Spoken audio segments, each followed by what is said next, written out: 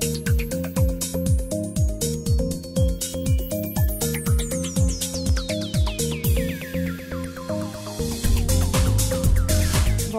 eu queria agradecer à FGV, aos professores Tatiane, Gisele, Roberto, pela oportunidade de participar dessa mesa e também do grupo de estudos, e também a Mariene por todos os ensinamentos dela. Eu vou ser bem breve. Eu acho que agora o direito tributário está na mídia, né? Não está só com a gente, todo mundo conversa sobre isso. Recentemente, inclusive, estourou a questão dos Paradise Papers, onde foi visto que a rainha da Inglaterra e o Bono Vox têm contas offshore, né? Então, agora a nossa área está bem no debate. No que se refere ao tema aqui estudado, eu só queria trazer algumas opiniões que empresas como a Sony, Spotify e também a Associação dos Diretores Tributários das Empresas do Vale do Silício, o que eles comentaram nessa reunião na Califórnia. Então, os tax directors do Vale do Silício falaram que o estabelecimento permanente deveria exigir uma presença física, né, foram firmes quanto a isso, e que os demais países deviam se comprometer a não tomar medidas unilaterais, justamente para não ter esse caos que a Mariene comentou aqui na exposição. Já o Spotify fez uma grande introdução, dizendo que foi uma empresa criada para combater a pirataria, que é firmemente contra a elisão e a evasão fiscal, e que eles acreditam que a tributação tem que ocorrer onde tem agregação de valor. E que se ter uma simples presença no mercado consumidor, para eles, não é agregar valor, né? Já a Sony não respondeu diretamente questões de PI, mas, nessa linha negocial que a gente discutiu aqui, falou que a empresa teve que se adaptar a esse novo modelo de negócios, porque, por mais que ela esteja economizando com armazéns, logística, etc., grande parte dessa economia está sendo direcionada ao consumidor, porque o consumidor agora tem a opção de baixar uma música ao invés de comprar o CD inteiro. Então, a empresa está tendo que se adaptar a essas mudanças, né? E todos firmemente contra a tributação na fonte. Falam que isso vai atrapalhar os negócios e também pela questão do creditamento, que nem sempre o creditamento é possível. Na visão dos países, eu gostaria até de lembrar que, na IFA, no painel que a Mariene participou, o Pascal da OCDE, ele criticou bastante, que ele falou que os países de residência, né, nessa discussão residência e fonte, eles criticam muito a tributação na fonte, mas, quando eles são os países de mercado, eles também querem uma fatia do bolo. E outro comentário interessante desse painel também foi que ele questionou ao público, né, de todo mundo tributarista, e foi questionado: olha, vocês gostam mais, menos ou igual de trabalharem na área agora com o BEPS? E todo mundo respondeu que a grande maioria, né, prefere. No que se refere aos tratados do Brasil, as questões mais recentes são da Rússia, que, apesar de ter sido promulgado agora, é de 2004. Então, não traz nada de interessante para a gente no tema de estabelecimento permanente, e tem até um vocabulário um pouquinho mais antigo, menciona no artigo de royalties, fitas de gravação, enfim, coisas que estão bem atrasadas. E o da Argentina, o protocolo, né, a única coisa que tem, que eu acredito que esteja na linha dessa ação 7, é que ele fala que é importante ver a participação da empresa de cada país na conclusão dos negócios. Então, a empresa que estaria no Brasil, por exemplo, ela tem um papel principal na conclusão dos negócios no Brasil, ou ela está só aqui para prestar uma assistência, né? Então, é isso. Obrigada. E a Priscila tinha me pedido. Eu ia passar a palavra para a Priscila agora. E, na sequência, o Natália. Alô? Bom, eu queria puxar um pouco do que a Mariane falou, que eu achei super interessante, e que a Doris também tocou nisso, que é a posição dos países ricos um pouco inconsistente em alguns casos. Quer dizer, por um lado, quando a gente fala do mundo digital, uma posição muito forte de querer cobrar imposto na fonte, vir com soluções unilaterais, mas, quando você abre o debate para dizer, olha, na verdade, toda a economia está se tornando digital e você não deveria ter uma tributação diferente só para esse setor, eles vão para trás, mudam de ideia e desviam um pouco o assunto. E um exemplo que eu queria dar é o da Itália, por exemplo. Recentemente, agora, em junho de 2017, houve lá na Itália o que eles chamam de acertamento com adesione, que é praticamente existir uma disputa entre o Google Itália e as autoridades fiscais italianas com relação a se as receitas de venda de publicidade na Itália deveriam ser tributadas ali ou não. E o que o Google dizia era exatamente como a Mariane falou, não, eu tenho um modelo centralizado, a minha empresa na Itália está aí, ela só me dá uma ajuda, são atividades acessórias, então não tem por que se falar em tributação da minha receita ali. E o fisco italiano foi lá e fez uma análise muito circunstanciada e falou o seguinte, olha, na verdade, você está me dizendo que a atividade aqui é acessória? Não é. Tem um monte de e-mail que sai do seu pessoal local aqui, oferecendo anúncio para as pessoas, e isso, a meu ver, é uma parte integrante principal do seu business. Isso não tem nada de acessório. Essa discussão se arrastou 10 anos. O fisco italiano queria 1 bilhão de euros de receita do Google na Itália. Eles acabaram fechando por 300 milhões, mais ou menos. Então, assim, foi um caso em que você vê, a gente estava antes ainda de BEPS, porque essa discussão começou antes disso, relativa a períodos de 2008, 2009, e a gente já discutia esse conceito de até que ponto eu ter alguém ali que participa com um certo protagonismo na conclusão de contratos, se aquilo era relevante ou não para trazer a tributação.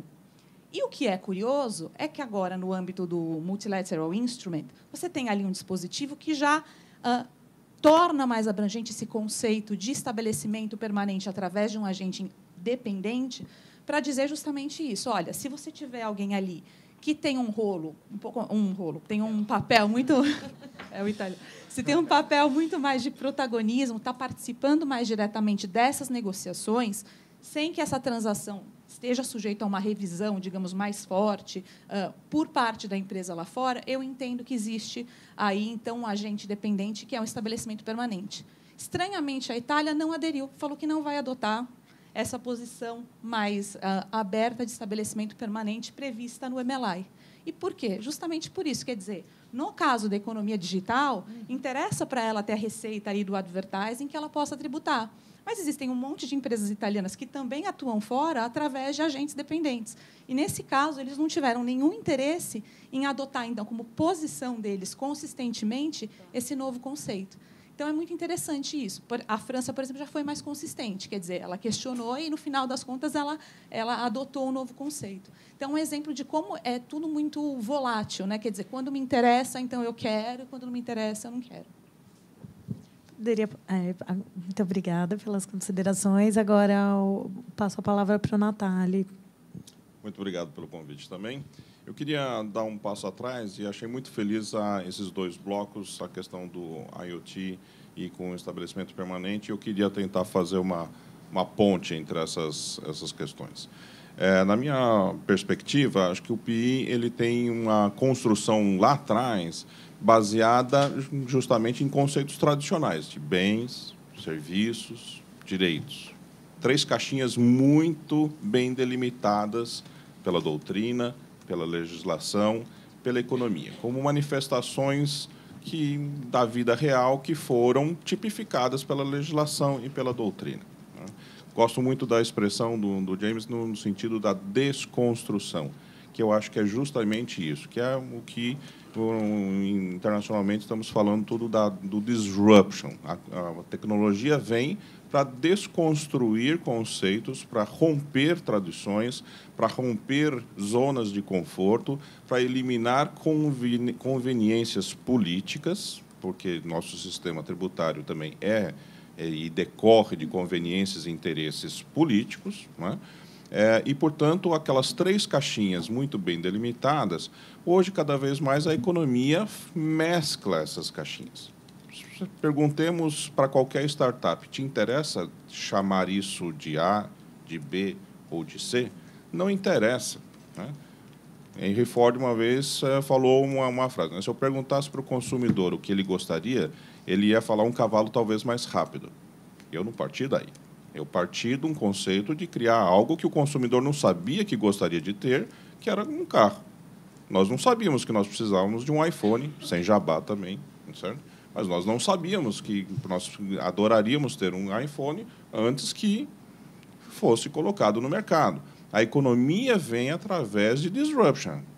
E, nesse sentido, obviamente, nós temos uma dificuldade, não só o Brasil, mas particularmente o Brasil, eu vou chegar no final da apresentação nesse foco, justamente com essa questão. Queria conectar isso também com as manifestações relacionadas a esses bens, serviços e direitos, porque é isso que nós apreendemos como pessoas físicas, como agentes, como consumidores. As manifestações físicas, às vezes, das coisas, dos bens, as manifestações econômicas, seja como renda, seja como fluxos, caixa, etc., e os benefícios associados a isso. Essas manifestações foram, muitas vezes, utilizadas como elementos de tributação, como a questão do fluxo de caixa, em que, bom, eu não sei como é que chama isso, mas, na dúvida, eu vou forçar uma caracterização para que isso seja um elemento de conveniência para eu poder tributar. A questão do IR-fonte foi bastante mencionada aqui, acho que tem inegável eficiência e conveniência administrativa do ponto de vista arrecadatório, mas, em certa medida, o IR-fonte ele é, guardadas as devidas proporções também, uma forma de garantir o monopólio físico da fronteira. Ou seja, assim como o imposto ad valorem, que a gente estudou lá na história, e nos portos, o governo foi lá, olha, eu domino o porto, e o que passar pelo porto eu tributo, eu, então, tenho o monopólio do fluxo de caixa, tudo aquilo que transitar cross-border, em termos de fluxo financeiro, eu vou ter esse monopólio da tributação. Ok, conveniente do ponto de vista administrativo, o Brasil é campeoníssimo nesse critério de eficiência arrecadatória, parabéns para nós, porém com distorções muito grandes, tá certo? Porque cada vez mais nós vamos ter dificuldades em termos de definir as coisas entre bens, serviços e direitos. Também um aspecto que me chama a atenção é que, na origem dessas três coisas, o elemento humano era a raiz disso. Não existiria um bem material sem ter um elemento humano por trás dele. Não existia serviço na origem, de obrigação de fazer, se não tivesse alguém do outro lado executando aquela obrigação de fazer. Não existiria direito sem que alguém tivesse elaborado intelectualmente aquele direito. A tecnologia também rompe esse paradigma na medida em que a inteligência artificial, o Watson também, sem fazer jabá, tem a capacidade de, a partir da sua próprio conhecimento, na captura de informações, elaborar coisas que não foram previamente iniciadas. O software, como nós conhecemos hoje, ele faz aquilo que você, o programador, determinou. Nós estamos num momento de ruptura também tecnológica em que isso também vai ser revisitado.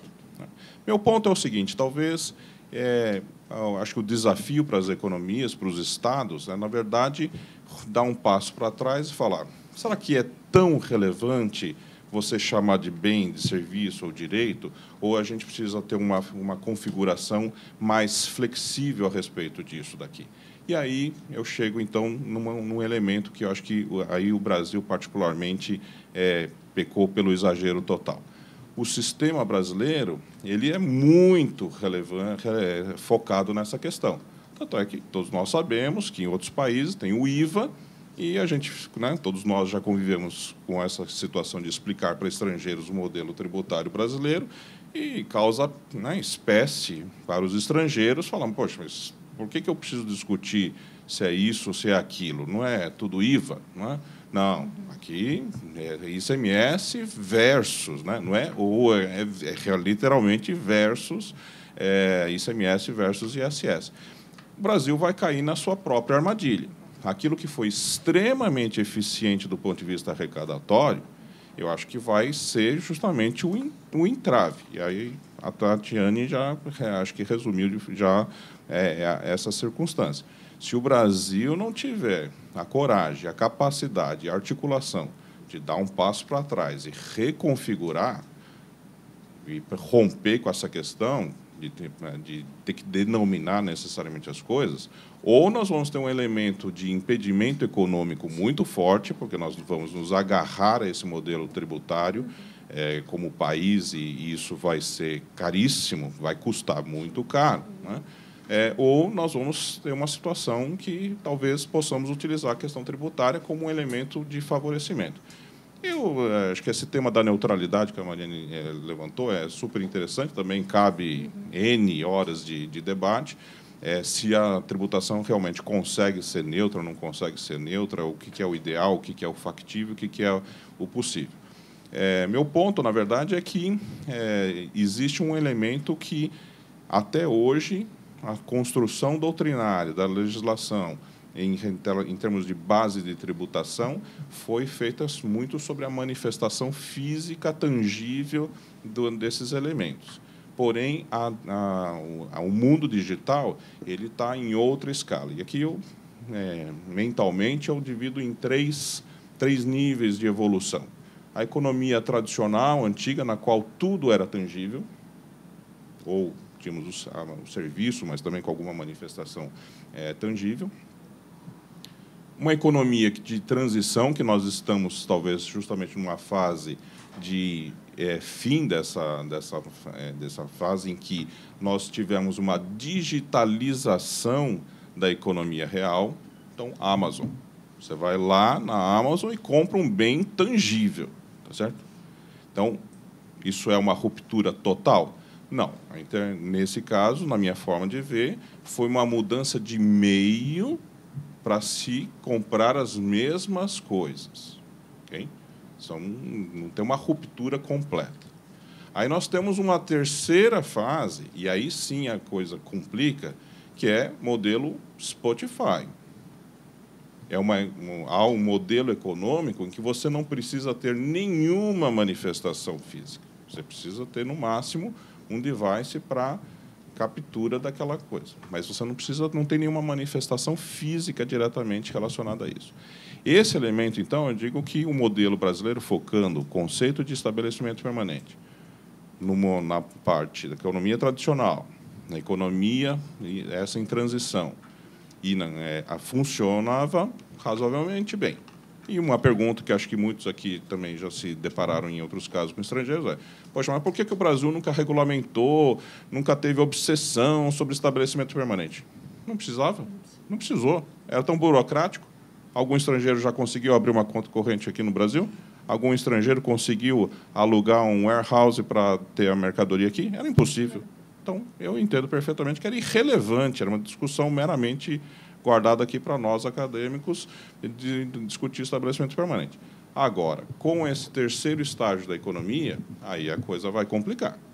Porque, realmente, se você não tiver um conceito mais abrangente, mais robusto, que consiga apreender essas complicações, essas sofisticações, nós vamos ter um problema também de tributação, porque não temos instrumentos sequer para isso. E aí eu acho que, de novo, é a armadilha, o Brasil caindo na sua própria armadilha. Muito obcecado pela questão da tipificação de cada espécie e, com isso, sem ter elementos para poder ter uma tributação mais abrangente. Era isso. Obrigada, Natália. Passo agora a palavra para a Ana Cláudia Tume. Obrigada, Gisele. Bom, super interessante o painel de hoje, realmente reflexões aí importantíssimas. O que eu queria destacar é que também eu não sei até que ponto que os países, com o tempo, não vão abandonar o conceito de estabelecimento permanente pelo exatamente o Equalization Tax, porque está sendo discutido na Europa a questão da implementação do Equalization Tax, né, do Turnover Tax, de tal maneira que eles passam a falar assim, em vez de eu apurar se existe ou não um estabelecimento permanente, alocar receita a eles, alocar custos, calcular a tributação sobre o lucro, deixa eu tributar o gross, deixa eu tributar o valor bruto e já me satisfazer com isso, né? Então, de qualquer maneira, assim, o próprio conceito de estabelecimento permanente, com todas as suas complexidades que não são poucas, ele está sendo visto assim internacionalmente como algo que, espera aí, será que ele vai permanecer a longo prazo ou não? No curto, médio prazo, eu concordo totalmente com você, Marcelo, quando você fala que o Brasil deveria ter uma legislação mais forte de estabelecimento permanente para essa nova era. Basta ver, todos nós compramos aplicativos, músicas e tudo mais, nos debitam em dólar e nos vem lá um débito no cartão de crédito e um e-mail dizendo o seu recibo do que você comprou. Não vem nota fiscal. Nós, pessoas físicas, não fazemos retenção na fonte de nada. Tantas e quantas vezes os aplicativos que nós compramos são aplicativos brasileiros, em português. Né? O conteúdo em português, ou seja, só que nós estamos pagando em dólar, é o 0,99, 1,99 dólares, e assim por diante. Então, ou seja, está claro que existe sim uma receita tributária que hoje não está sendo abrangida por falta de regulamentação, por falta de identificação aí correta de quem é o contribuinte dessa coisa toda. E isso falando de aplicativos, mas você tem o tempo todo download de... vai fazer o download de antivírus, vai fazer o download de um aplicativo, de um programa de computador tradicional, entre aspas, novo. Assim, a chance de você fazer um download de um site fora do Brasil e pagar com o teu cartão de crédito em dólar, só que o site todo em português... O site todo em português, a finalização é que te manda para um outro lugar. É que realmente mostra aí a importância de não se ter, olha só, o quanto que está havendo realmente um prejuízo arrecadatório ao não se ter aí esse conceito de estabelecimento permanente.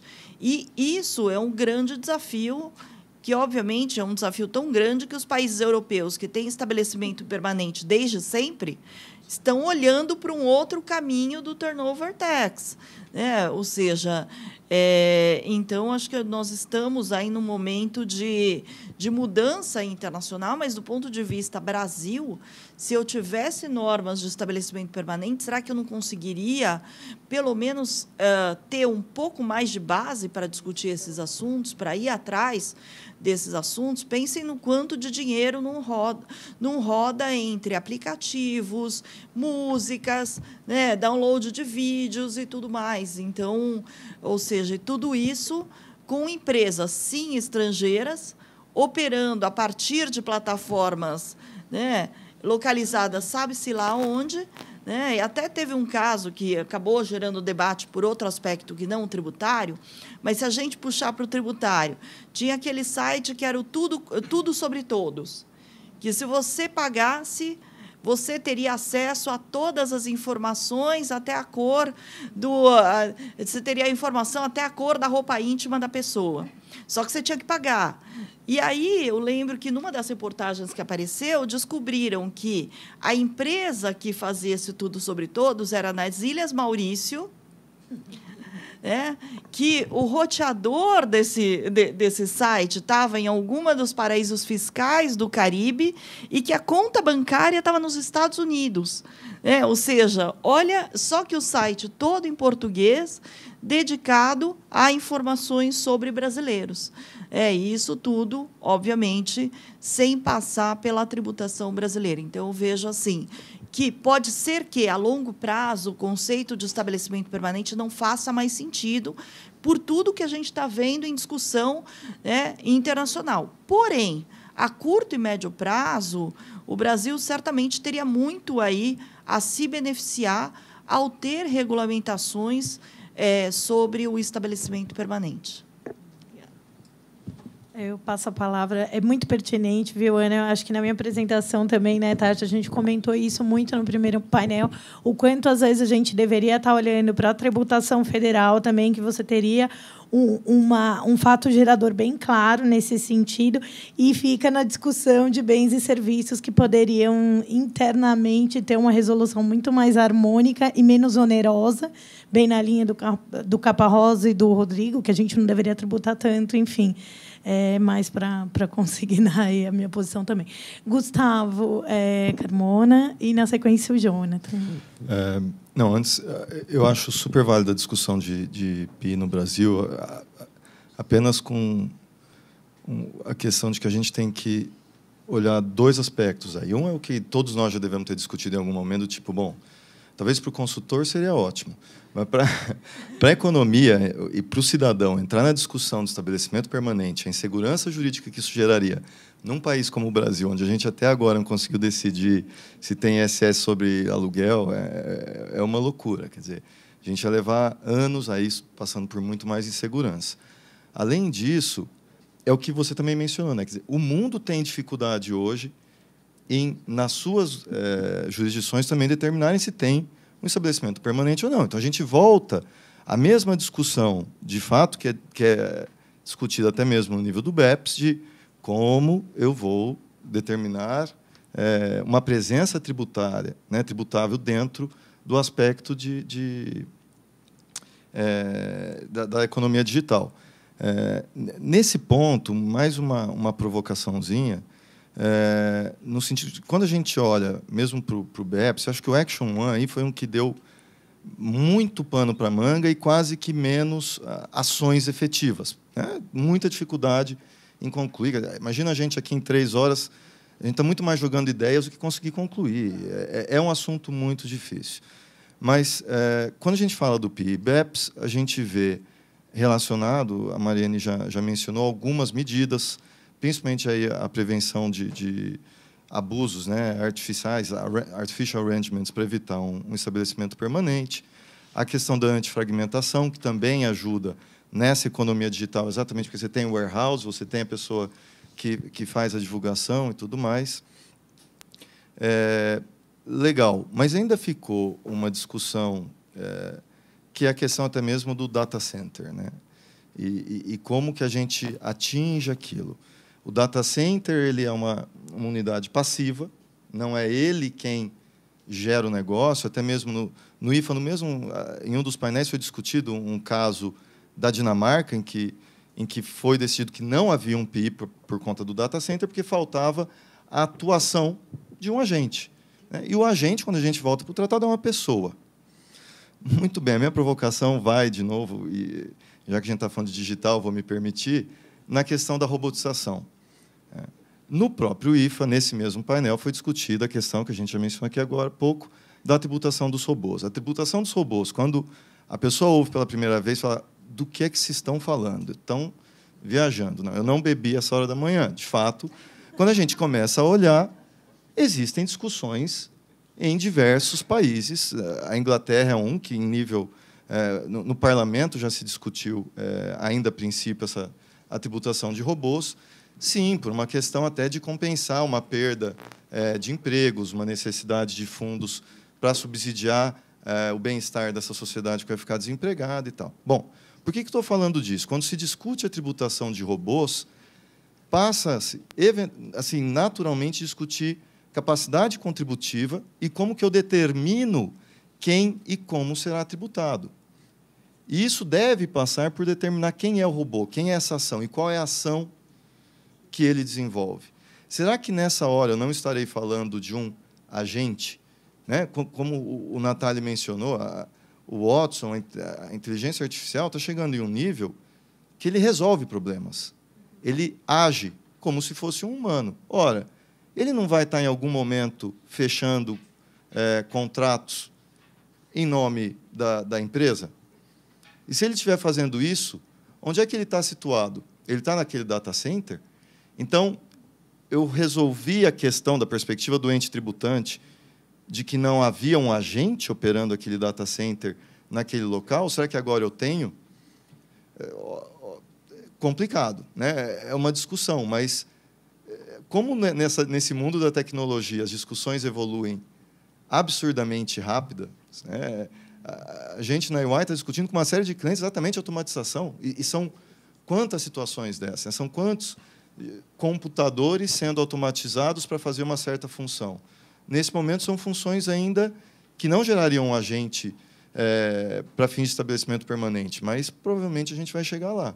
Quando a gente fala de departamentos de suprimentos, né, ou logo é o de vendas, na realidade, muitas das compras que a gente faz na internet já ocorrem dessa forma. Não tem uma pessoa do outro lado falando OK, né? Então, talvez isso já exista. O que eu estou... Será que a discussão da tributação dos robôs não vai acabar trazendo um conceito mais claro de quem é esta pessoa, né, que está concluindo negócios em nome de uma pessoa jurídica.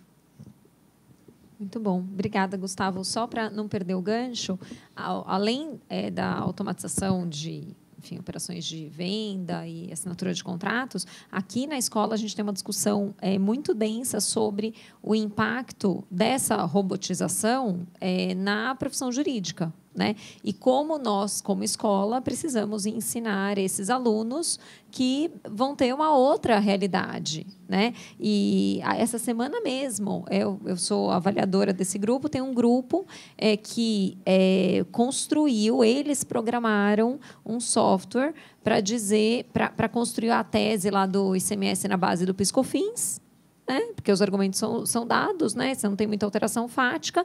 E nós, e alguns especialistas, né? E eu, como professora, vou ser um deles, vamos avaliar a pertinência da tese, se faz sentido, se não faz, e quem construiu, né, a peça não foram os alunos. Eles pensaram, né, como construir, como programar aquele software, mas, na verdade, foi um robô, né? E a tendência da advocacia massificada, especialmente, é muito nessa linha, né? Então, as discussões são muito boas. Eu vou só roubar a palavra, passar a palavra para o Jonathan, e, na sequência, Antônio, você gostaria de... Não? Então, passar a palavra para o Jonathan, e aí, na sequência, a gente encerra. Bem, inicialmente, queria agradecer o convite. Sempre é interessante ver esses eventos da GV que falam muito sobre inovação. E ter ficado por último parece que foi ruim, né? Porque cada pessoa que foi falando foi roubando um pedaço das coisas que eu iria falar. Assim. Mais especificamente o Gustavo, no final aqui. Nossa, porque eu estava no painel e eu estava aqui com os slides abertos sobre justamente o caso da Dinamarca, sobre... enfim, a tributação dos robôs, já que esses foram os temas que foram tocados no meu painel. Mas, de qualquer forma, eu acho que assim, a gente tem, antes de tudo, uma grande discussão que é saber: as coisas novas podem ser tributadas por institutos antigos? Eu acho que isso é a grande pergunta de fundo. Segundo, será que essas coisas novas, admitindo que elas podem ser tributadas por institutos antigos ou por institutos novos, onde elas serão tributadas? E daí surge o problema do estabelecimento ainda não permanente, mas eu digo da própria definição do conceito de estabelecimento. E essa questão da localização das atividades é que talvez seja o grande desafio. Por quê? Inventar tributos sobre determinadas atividades, isso não me parece que seja muito difícil. Você simplesmente cria lá, enfim, uma hipótese de incidência qualquer e diz, olha, isso vai ser tributado. Como isso vai ser tributado do ponto de vista... Se vai ser sobre receita, sobre renda, sobre lucro, sobre o que quer que seja, também é algo que pode ser facilmente equalizável.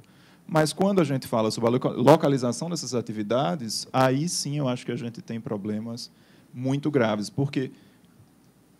Por exemplo, antes do novo Código Civil brasileiro, para não ir muito longe, havia uma discussão muito grande se os estabelecimentos virtuais seriam estabelecimentos ou não estabelecimentos.